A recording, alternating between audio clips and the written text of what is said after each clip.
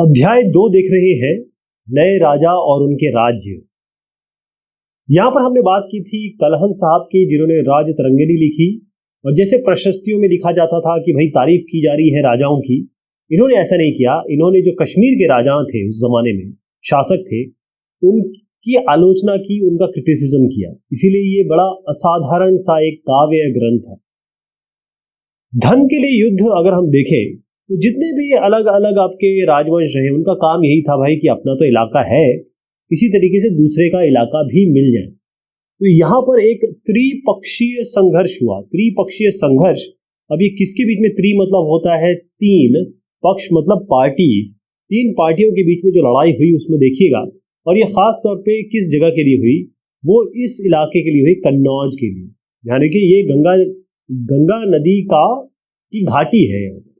तो गंगा घाटी में जो कन्नौज नगर है, उसके कारण सबसे ज्यादा लड़ाई हुई और त्रिपक्षीय संघर्ष था।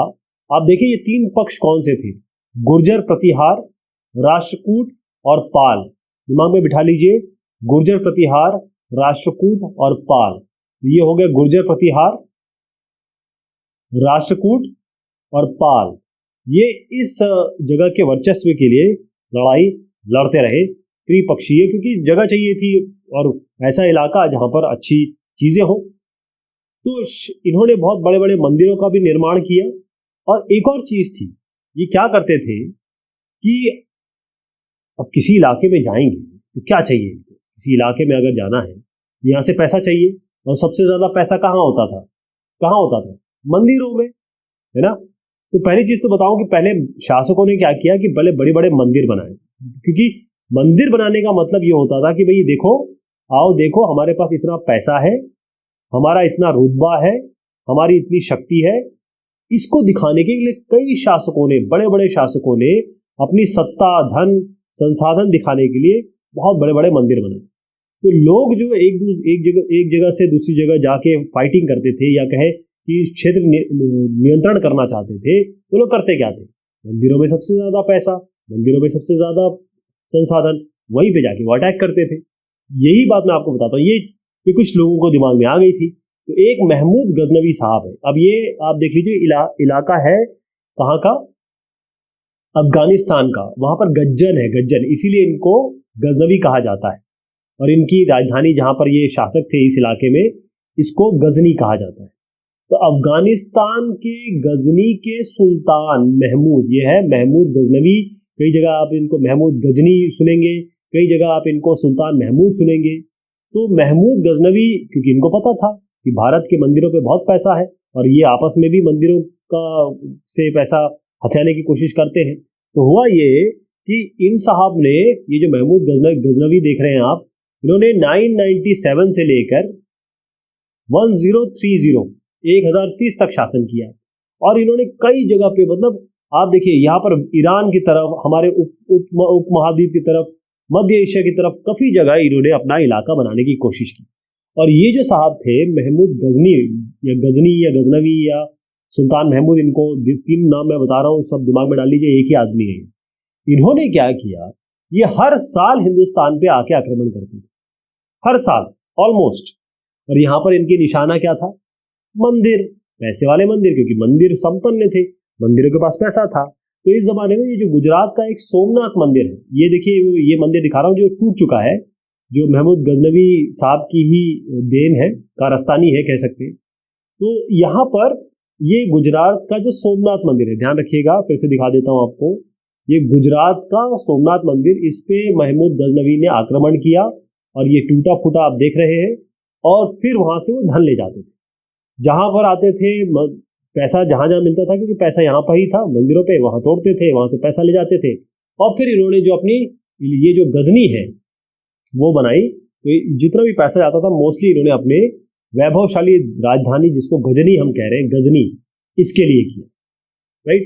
अब सुल्तान महमूद साहब, हर आदमी, ये तो बड़ा शासक था, तो उसको भी ये लगा कि भाई मैं जिन लोगों पे आक्रमण कर रहा हूँ, जिनकी चीजें ला के अपना एक, ये है गजनी, ठीक है, ये इलाका है गजनी इनका, जो इन्होंने बनाया। तो इन्होंने कहा कि भाई हम इतना पैसा कमा के ला रहे हैं, या फिर कमा क्या करें, हम छीन के ला रहे हैं, और हम जब ला रहे हैं तो फिर हमको पता तो चले हम किनसे, कौन लोग हैं जिनसे छीन के ला रहे हैं। तो इन्होंने क्या किया, अल बैरूनी, ये साहब है, ये है अल बैरूनी।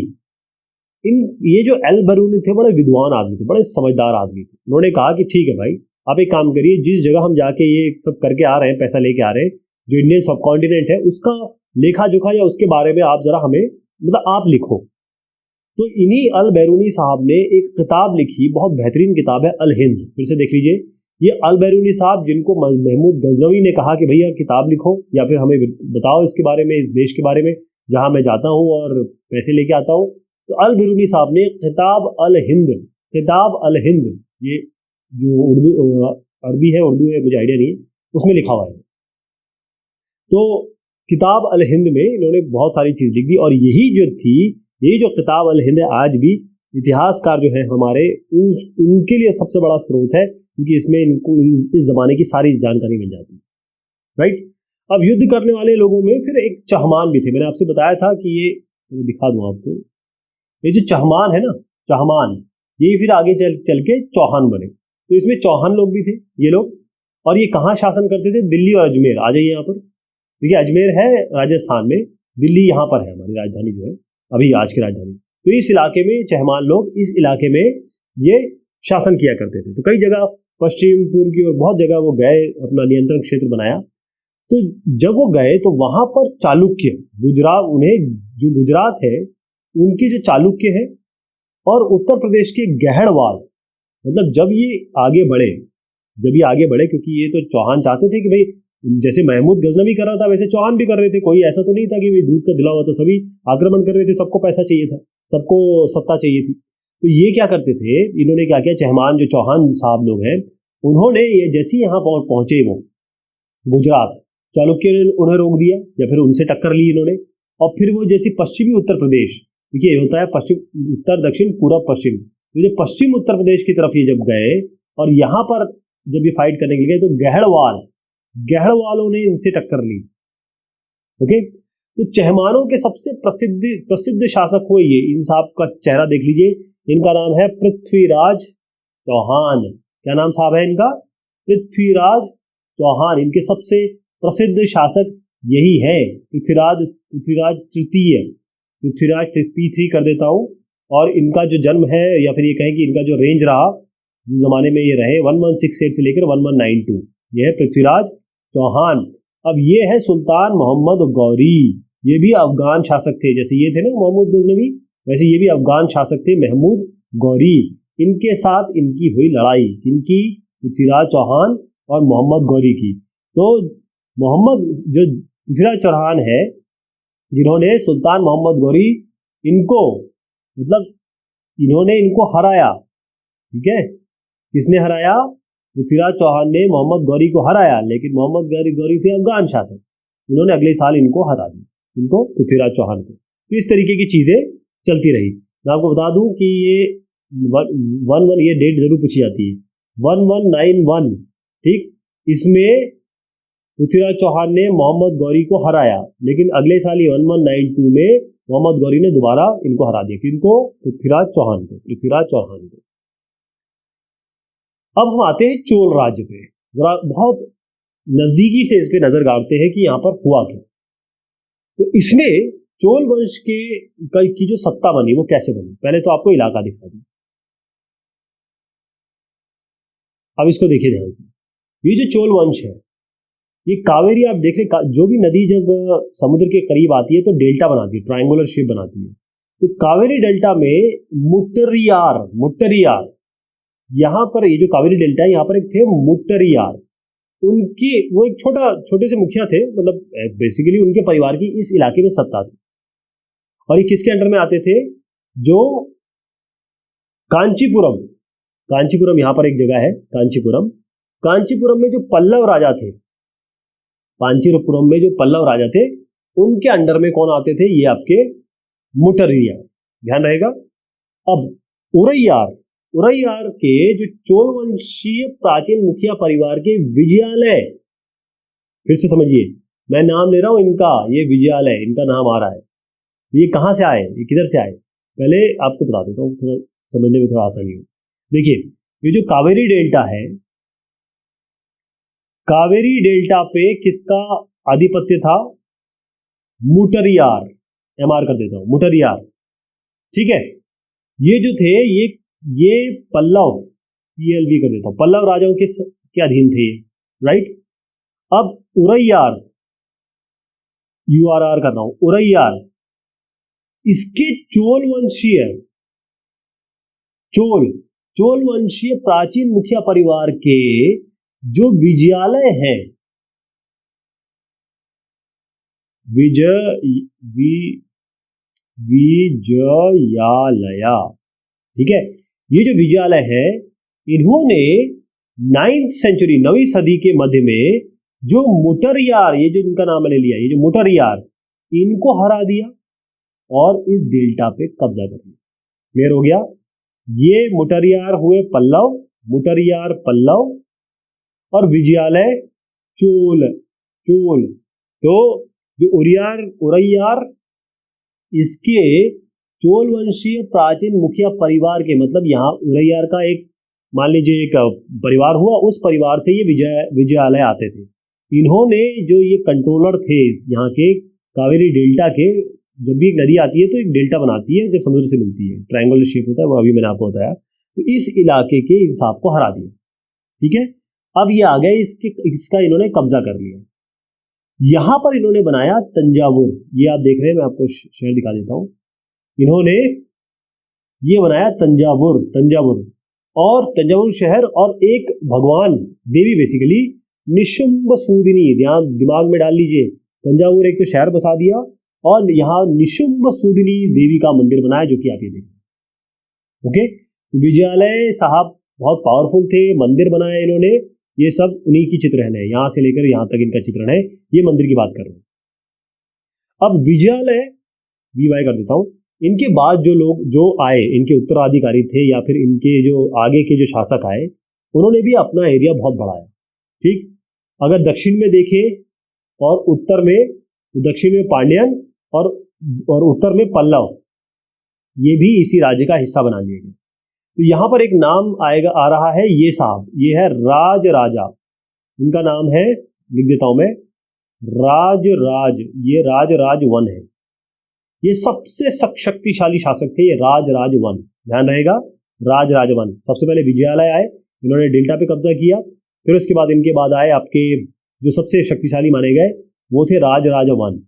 तो ये बने राजा 985 में राजा बने, और इन्होंने बहुत सारे एरिया पे अपना वो किया, सब बेसिकली एक तो विस्तार भी किया, और जो साम्राज्य था उसको एक तरीके से जो मैनेजमेंट किया, प्रशासन, एडमिनिस्ट्रेशन बहुत अच्छे से किया। अब इनके पुत्र जो थे, उनका चित्र मैं भी दिखाने जा रहा हूँ। राज के जो पुत्र थे वो ये हैं, इनका नाम क्या है?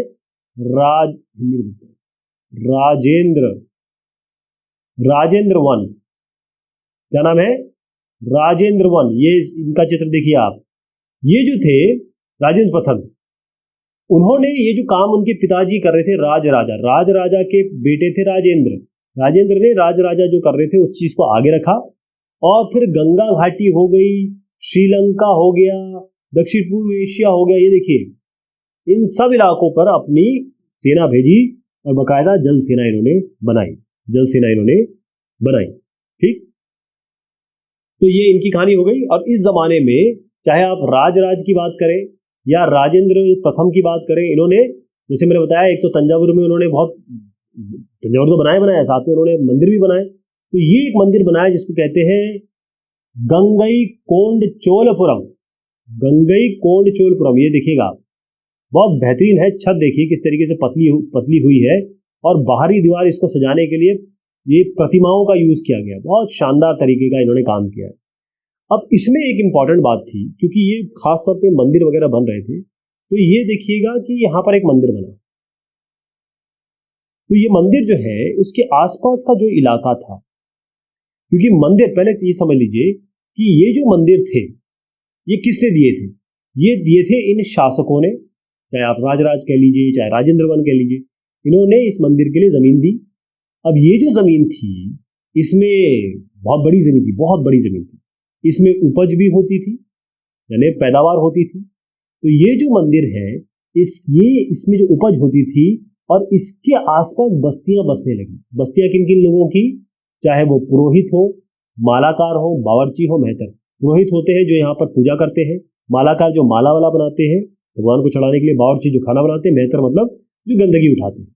तो एक तो ये मंदिर के आसपास रहने वाले लोग या जो बस्तियां बन गई, और क्योंकि यहाँ पर भूमि थी, इनके पास जमीन थी, उससे उपज होती थी, तो जिससे बहुत सारा इस उपज को बेचने पर बहुत सारा खर्चा, मतलब खर्चा निकलता था इनका, और सारे लोगों का भरण पोषण होता था, चाहे वो पुरोहित हो, चाहे वो मालाकार हो, चाहे वो बावर्ची हो, चाहे वो मेहतर हो।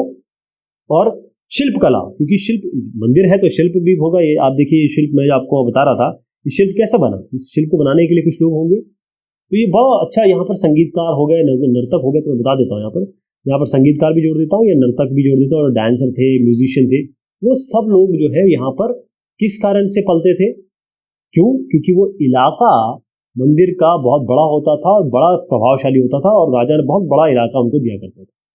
तो ये मंदिर केवल यहाँ पूजा नहीं होती थी, यहाँ पर आर्थिक काम भी हो रहा है, पैसे वाला भी काम हो रहा है, सामाजिक सोशल लाइफ भी हो रही है, सांस्कृतिक, आपने देखा संगीत और नर्तकी, इसका मतलब यहाँ पर सांस्कृतिक जीवन भी जिया जा रहा है। और एक सबसे इंपॉर्टेंट बात थी वो थी कांस्य।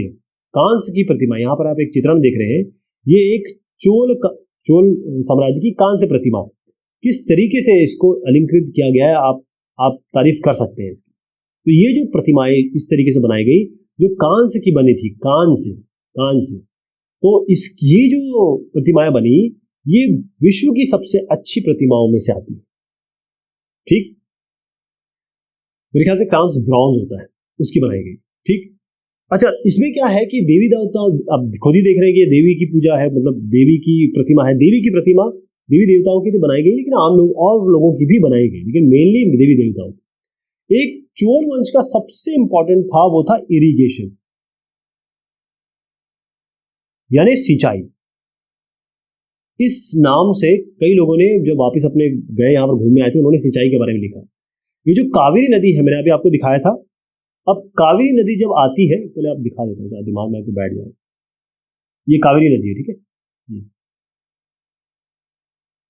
ये जो कावेरी नदी जब समुद्र से मिलने आती है ना, ये समुद्र मान लीजिए, इसे मिलने आती है, तो ये छोटी छोटी शाखाओं में बढ़ जाती है, और फिर ये पानी अपनी उलीचती है। उलीचती का मतलब होता है बिखेरना, उगलना।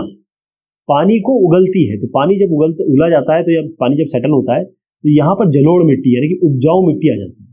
आपने देखा होगा कि जब भी नदी जब ठहरती है, ईजी हो जाती है, जब इसकी स्पीड कम हो जाती है, तो ये मिट्टी छोड़ती है, इसे जलोढ़ मिट्टी या उपजाऊ मिट्टी कहते हैं। तो ये जो किनारे हैं इस शाखाओं के, ये बड़े उपजाऊ मिट्टी यहाँ पर आ गई। अब यहाँ पर खास तौर पे ये जो आप देखेंगे, इस इलाके में चावल की पैदावार ज्यादा होती है, क्योंकि उस चावल को बहुत सारा पानी चाहिए होता है। इसमें बहुत सारे काम हुए, क्योंकि कृषि का जो काम मैंने बताया, कृषि के लिए क्या करना होता था, एक तो जंगलों को साफ करना है, जमीन को समतल करना है। अब ये जो डेल्टा क्षेत्र है, जो मैंने आपको बताया कि एक नदी आ रही है और इस डेल्टा क्षेत्र में बाढ़ ना ले आए, क्योंकि पानी जब पीछे से बहुत आएगा तो इस मामले में यहाँ पर पानी बहुत ज्यादा आ जाएगा। तो यहाँ पर जमीन को समतल करने के अलावा जो डेल्टा क्षेत्र है वहां से बाढ़ को रोकना है, पानी बहुत ज्यादा फ्लडिंग हो जाएगी, उसके लिए आपको एक तरीके से डैम बनाने होंगे या फिर तटबंध बनाने होंगे। और पानी जो आ रहा है उसके लिए नहरों का निर्माण होगा, क्योंकि अलग अलग आपको अलग अलग खेतों में उसको ले जाना होगा। और यहाँ पर इतना अच्छा हो गया था इरिगेशन सिस्टम इनका कि एक ही साल में दो फसलें ये उगा रहे थे। अब यहाँ पर देखिए एक चित्रण मैंने दिखाया है, कारीकलन, मतलब उस जमाने में भी डैम या तटबंध बना लिए गए थे। यहाँ पर एक और चीज से बता देता हूँ, वटी वयक्कल। तो वटी वयक्कल ये ना इस तरीके से क्रिस क्रॉस, ऐसे करिए, ऐसे क्रिस क्रॉस चैनल है। ये रेन वाटर जो बरसात का पानी आता है उसके लिए कावेरी डेल्टा में ये डेवलप किया गया, यही इन्हीं लोगों ने किया। तो वती जो होता है नॉर्थ साउथ डायरेक्शन में ऐसे, और जो वयक्कल होता है, ये वटी नॉर्थ साउथ, वयक्कल मतलब ऐसा ईस्ट वेस्ट डायरेक्शन में। तो ये भी एक तरीका था इनका, किस तरीके से जो पानी बरसात का आ रहा है उसको हम किस तरीके से यूज करें। अब कई जगह पर ऐसा भी था कि पानी की कमी थी, तो वहां कृत्रिम रूप से यानी कि आर्टिफिशियल रूप से इनको सिंचाई भी करनी थी और अपना पैदावार भी करनी थी। तो उसके लिए उन्होंने क्या किए, कुएं खोदे। मैं यही दिखा देता हूँ। एक तो इन्होंने कुएं खोदे और बारिश का जो पानी इकट्ठा करने के लिए क्या किया इन्होंने, सरोवर बना दिए, मतलब एक ऐसा जलाशय बना दिया। और फिर इसमें बहुत सारे काम थे, ये छोटा मोटा काम नहीं था कि भाई जो लेबर है और जो जितने भी संसाधन है उसको कैसे व्यवस्थित किया जाए, पानी जो आ रहा है उसका बंटवारा कैसे किया जाए, ये सब काम इन्होंने बहुत बहुत शानदार तरीके से किया। अब इस चोल साम्राज्य का जो प्रशासन हो रहा था, इसमें क्या था, जो किसानों की बस्तियां थी, ये देखिए किसानों की जो बस्तियां थी उसको कहा जाता है उर। उर किसानों की बस्तियां थी उर। और जो अगर गांव, एक गांव है, दो गांव है, ऐसे मल्टीपल गांव है, तो इनकी कॉम्बिनेशन को कहते थे नाडू। नाडू मैं जो बता रहा हूँ, किसानों की बस्तियां उर ये उस जमाने में कहलाई जाती थी। और क्योंकि यहाँ पर बहुत अच्छी इरिगेशन हो गई थी, तो ये काफी ये लोग डेवलप हो गए थे या कहीं समृद्ध हो गए थे, पैसा इनके पास अच्छा खासा आ गया था। इनके समूह को कहते थे नाडू। तो ग्राम परिषद और नाडू ये मिलके बहुत सारे प्रशासकीय काम करते थे, जैसे न्याय करना हो गया, टैक्स लेना हो गया, ये सब काम ये करते थे। तो यहाँ पर चोला एडमिनिस्ट्रेशन बताया गया कि हर एक विलेज जो है उसमें एक विलेज असेंबली होती थी, यानी कि गांव की सभा होती थी, जिसको उरिया सभा कहा जाता था, जो कि वहाँ का एडमिनिस्ट्रेशन या पूरा का पूरा प्रशासन देखा करती थी। इसके अलावा जो वेल्लाल, आपको याद होगा मैंने वेल्लाल के बारे में बताया था, जो वेल्लाल जाति है, ये इसका मतलब ये पैसे वाले लोग, ये धनी किसान होते थे। तो इनकी देखरेख में जो नाडू है ये लोग काम किया करते थे, यानी कि इनके ऊपर वेल्लाल हुआ करते थे। अब इसमें से कई सारे जो थे, जो पैसे वाले लोग थे या कि धनी, जो धनी भूस्वामी जिनके पास बहुत बढ़िया ज्यादा जमीन थी, उनको जो चोल राजा थे, जैसे ये चोल किंग हो गया, उन्होंने जो पैसे वाले लोग हैं धनी भूस्वामियों को, जो चोल राजा है, चोल किंग कर देता हूं, इन्होंने सम्मान के रूप में क्या क्या कहा, इन्होंने कहा आप है, मैं ये शब्द लिख रहा हूं, मूवेन द वेलन। इसका मतलब होता है कि भाई 3 राजाओं को आप सेवाएं दे रहे हैं, 3 राजाओं को सेवाएं दे रहे हैं, इसका मतलब ये होता है, यानी 3 राजाओं को सेवा देने वाले वेलन या किसान को मूवेन द वेलन ये कहा गया। और फिर जो अरियार, अरैयार, ऐसी इस तरीके की इन्होंने इनको उपाधि दी कि तो आप मूवेन द वेलन है या अरैयार है, मतलब बड़ी बड़ी पदवी दी और अच्छे पोजीशंस दिए इनको, जो पैसे वाले धनी भूस्वामी लोग थे।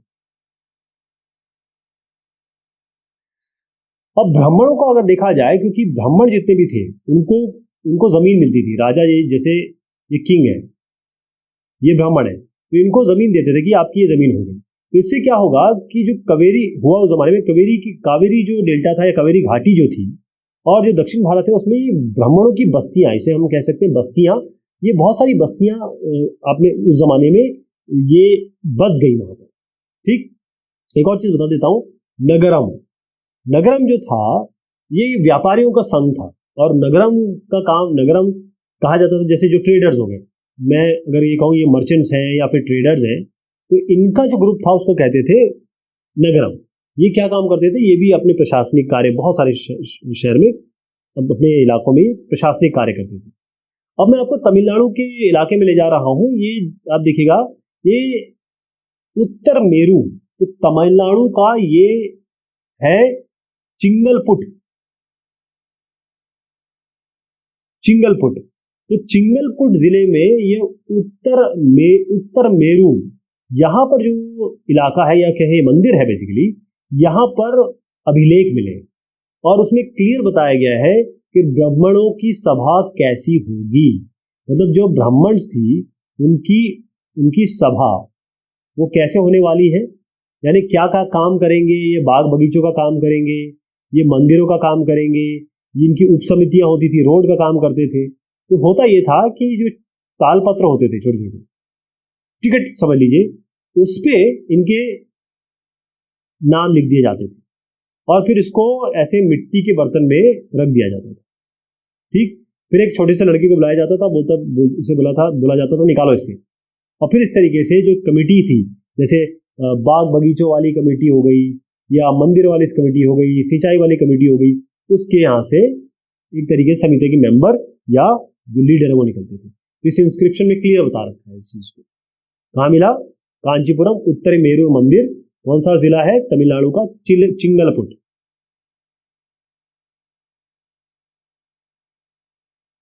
अब इस जमाने में जो चाइना में तांग वंश है, ये देखिए चित्रण है इस तांग वंश का, तो चाइना में तांग राजवंश, तांग डायनेस्टी कर रहा हूँ इसको, ये इन्होंने कम से कम करीबन 300 साल इन्होंने राज किया, 7वीं सदी से 10वीं सदी तक। इसका मतलब आप समझ लीजिए 700 से लेकर 1000 तक, 300 साल तो हो गया इस तक।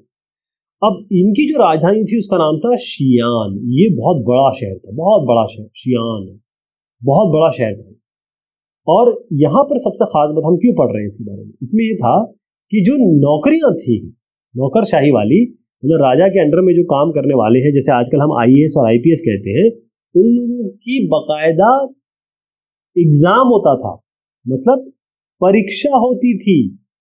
राजा क्या करते, पहले राजा हमारे यहाँ क्या करते थे, जो उनका भाई भतीजा उसी को बन जाते थे, या जो अगला राजा होता था उसका बेटा होता था।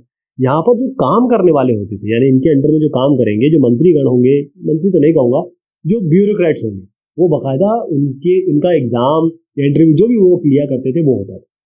तो 1911 तक ये जो व्यवस्था है एग्जाम लेने की या फिर उनका चयन करने की, ये प्रक्रिया कायम रही।